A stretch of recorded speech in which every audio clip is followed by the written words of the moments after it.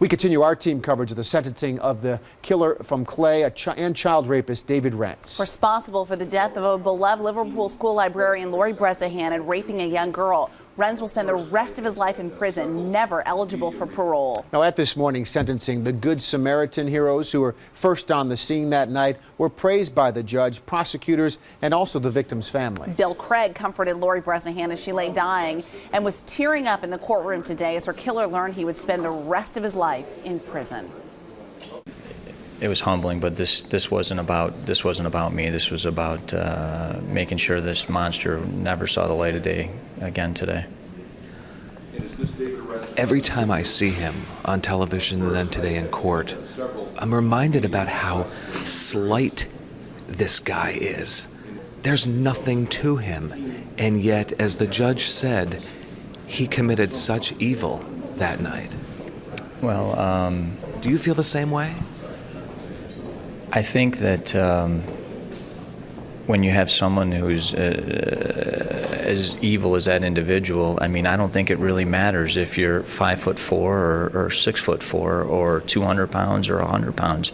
I mean, when you're that committed to commit such heinous acts, you're going to do whatever you can, no matter what your build. The state police officer who made the arrest that night did not want to give an interview today. He said the emotion is just, it's too raw. This is the gentleman who actually put the handcuffs on David Renz. How do you think it is that you're able to speak today and speak as we have in the past over the last couple of months about that night? I think part of it is getting the message out about this case originally, trying to wake up our lawmakers and go ahead and draft stronger legislation for law enforcement, for district attorneys, for judges to be able to handle these child predators. I mean, child pornography is clearly becoming an epidemic in our country, and we need to wake up. It's Michael Benny with Bill Craig. Now, David Renz will serve his time at Clinton Correctional in Dannemora. That's in the North Country. He will be housed in a special unit for prisoners most at risk of being attacked by other inmates. Special profilers with the FBI will also spend some time interviewing him, trying to learn more about what went on inside his mind, especially with relation to child pornography. Now, looking ahead, David Renz's mother talked this morning about her son's horrific crimes. We're going to hear from her about the punishment. That's new at 6 tonight. But first, our talk tonight inside the courtroom with the key people in this disturbing case that fueled so much disgust and anger across central New York.